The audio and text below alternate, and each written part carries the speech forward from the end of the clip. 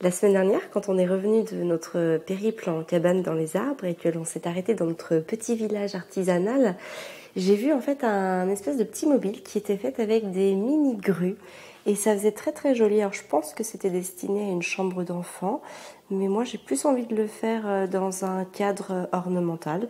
Donc je commence à confectionner mes mini-grues. J'aime beaucoup les papiers, je scrape un petit peu, donc je me suis acheté du papier à origami, il y en a beaucoup, et j'avais commencé à faire des grues pour justement faire un mobile ou faire de la décoration.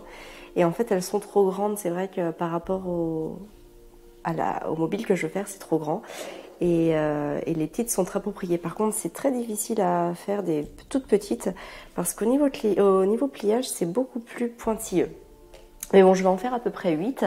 Et puis je vous ferai voir le rendu. De toute façon, je pense que ça sera assez joli. Je vais essayer de trouver un moyen de les mettre en arrondi en fait et avec des longueurs un petit peu plus grandes à chaque fois et le tout en descendant en spirale comme ça. En tout cas, ça c'est très joli sur ce que la dame du magasin avait fait. Donc je vais vraiment essayer de faire quelque chose de bien. Et le pliage, j'adore ça et le soir, j'en fais énormément.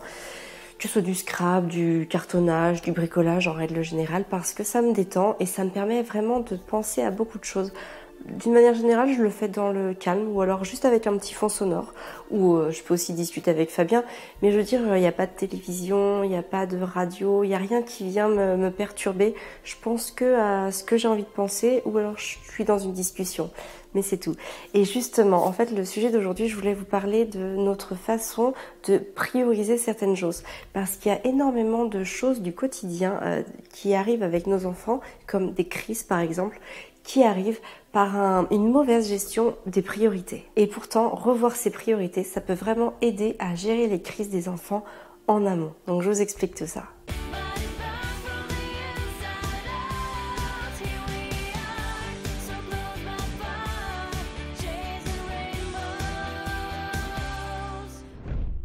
Un enfant, de toute façon, ça fait toujours des crises. C'est tout à fait normal puisque c'est dû à une immaturité du cerveau. Donc à partir de ce moment-là, que votre enfant fasse des crises, c'est normal, il n'y a pas d'inquiétude à avoir, tout est normal. Arthur aussi d'ailleurs fait des crises. Arthur, il fait souvent des crises quand il est très très fatigué. Parce que justement, comme on lit beaucoup, comme on se forme beaucoup, on a quand même beaucoup de ressources entre les mains pour éviter les crises, pour les éviter surtout en amont, pour que nos comportements viennent directement agir sur ceux d'Arthur et de cette manière-là, on arrive à les éviter au maximum. Nos enfants, ils sont exactement comme tous les enfants du monde entier, j'ai envie de dire. C'est juste nous, en tant que parents, qui sommes différents, mais on n'est pas différents parce qu'on est né comme ça. On est différent parce que justement on cherche à l'être. On cherche réellement à s'informer, à faire les choix nécessaires pour trouver les solutions à nos problèmes. Et du coup, nos problèmes ne sont plus des problèmes puisque l'on y apporte sans cesse des solutions et que chaque marche à monter est une façon pour nous de trouver de nouvelles informations, de nouvelles façons de faire pour optimiser vraiment au mieux chaque jour la relation avec nos enfants. Donc chez nous, la gestion des priorités, elle est hyper optimisée. Il y a beaucoup d'enfants qui passent d'un moment très calme à tout à coup une crise, des hurlements, des pleurs. Et c'est très déstabilisant, surtout quand ce genre de fréquence arrive plusieurs fois dans la journée. Par exemple, ça peut commencer dès le matin, après ça va mieux. Le midi, encore une crise. Après l'après-midi, ça va mieux. Et puis le soir, encore des crises. Et en fait, en tant que parent, c'est très très fatigant d'avoir à gérer ça.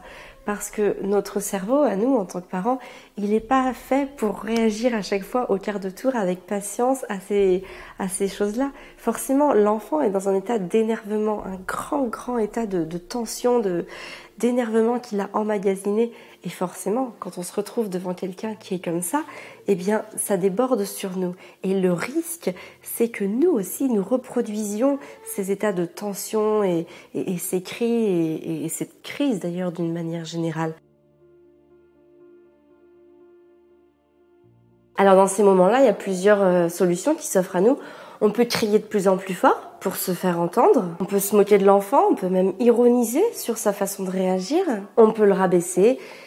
Et dans des cas encore plus extrêmes, on peut le frapper. En fait, tout ça, ce sont vraiment des anti-solutions parce que si on réfléchit bien, on n'a pas envie d'être comme ça en tant que parent. Si par exemple, on s'assoit tranquillement dans le canapé et puis on se pose la question, comment est-ce qu'on voudrait réagir? Est-ce qu'il y a beaucoup de parents qui diraient Ah bah moi, oui, je pense que crier très fort un bon coup, ça va être génial. Je pense que lui donner une fessée, ça va être super. Je pense que se moquer de lui, ça va l'aider à se calmer. Bien sûr que non. Et puis je pense que en tant que parent, on a envie de faire les choses le mieux possible pour ses enfants. Et justement, toutes ces solutions-là sont vraiment des anti-solutions parce qu'elles n'ont qu'un seul but, enfin, elles ne tirent que vers une seule chose, c'est détruire la relation que l'on construit avec son enfant. Ça va vraiment venir abîmer et à la fin, eh bien, c'est tout simplement le dialogue entre l'enfant et le parent qui se coupe. Pourtant, souvent, tout ça, ça part vraiment d'une mauvaise gestion des priorités. Il faut réfléchir à deux choses, en fait. La première, c'est réfléchir à ce que l'on veut que l'enfant fasse. Et la deuxième, c'est réfléchir à ce que l'on veut empêcher l'enfant de faire. Alors, pour la première, ce que l'on veut qu'il fasse. En général, la liste, elle est assez courte. On parle de politesse, d'hygiène, de respect des autres, de bienveillance et puis les règles de sécurité, bien évidemment. En dehors de cette liste-là, tout ce que l'on souhaite empêcher de faire à l'enfant, ce sont justement ça, les situations à problème, les situations à crise. Et nous, en tant que parents, on a vraiment de quoi l'en empêcher. Vous voyez, par exemple, je parle des origamis. Donc j'ai acheté ça, il y a 1000 pages. Je l'ai acheté déjà maintenant, je sais pas, il y a peut-être 2 mois. Et du coup, bon, je l'ai acheté pour moi, mais Arthur, des fois, il me voit faire. Et il a envie d'en faire. Et c'est normal, puisque, voilà, il a envie de faire comme moi, il a envie d'être impliqué de la même manière. Je pourrais très bien l'en empêcher. Mais en l'en empêchant, ça ne serait que des situations de crise parce qu'il serait très frustré de ne pas pouvoir le faire. Alors, je lui donne des petits carrés. De cette manière-là, il n'utilise pas une feuille à chaque fois, mais avec son petit carré, eh bien, il va pouvoir faire des petits pliages, me regarder, il va pouvoir faire un rectangle. Et justement, d'ailleurs, je lui demande, quand il le fait avec moi, je lui dis, tu me fais un carré? Alors, voilà, il me dit, par exemple, bon, c'est un carré. Alors, si je dis, tu fais un triangle, un rectangle, eh bien, il va me le casser, enfin, il va me le couper comme ça, de cette manière-là, il a un rectangle. Et on essaye, et puis je prends du temps aussi quand j'en fais, s'il est là, s'il est amené à être là, je prends du temps aussi pour lui faire. Parce que, au final, moi, ça m'embête très fortement qu'il utilise mes feuilles. Mais d'un autre côté, l'en empêcher, c'est amener une crise chez nous. Et je ne veux pas amener de crise à la maison. Donc, je trouve un compromis pour que lui s'y retrouve et que moi aussi je m'y retrouve. Je lui donne des petits bouts que je lui donne vraiment au compte-gouttes. De cette manière-là, ça nous laisse plus de temps. Le temps, en fait, tout simplement qu'il use l'intérêt parce que, voilà, quand je lui en donne une, qui joue 3, 4, 5 minutes, en général, ça le satisfait, il a fait son petit truc, et après, il passe d'autant plus à autre chose. Et ce système-là, ce mécanisme-là, il est vraiment utilisé avec tout. S'il veut toucher, par exemple, je sais pas, s'il veut toucher cette boîte et que moi, ça m'embête parce que je m'en sers, eh bien, je préfère lui donner quelques minutes jusqu'à ce qu'il use l'intérêt pour la boîte et qu'il puisse d'autant plus passer à autre chose. Et vous voyez, le soir, quand je fais mon bricolage, eh ben, je repense à tout ça et je me dis que vraiment que à chaque fois que Arthur a une crise, à chaque fois qu'il y a un problème, en tout cas avec lui, j'essaye vraiment toujours de m'en servir pour que ça ne se reproduise pas. Parce que oui, les crises, il y en aura. Comme je vous l'ai dit tout à l'heure, il y en aura toujours. Par contre, on peut s'améliorer à chaque fois.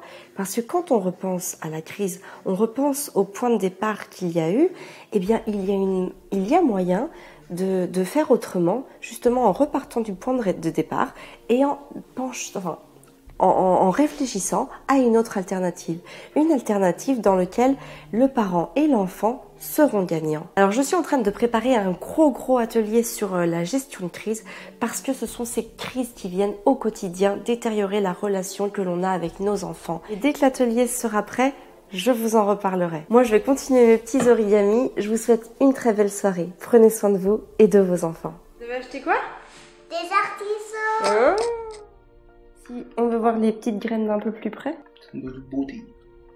Donc on va se préparer, on va mettre les bottes.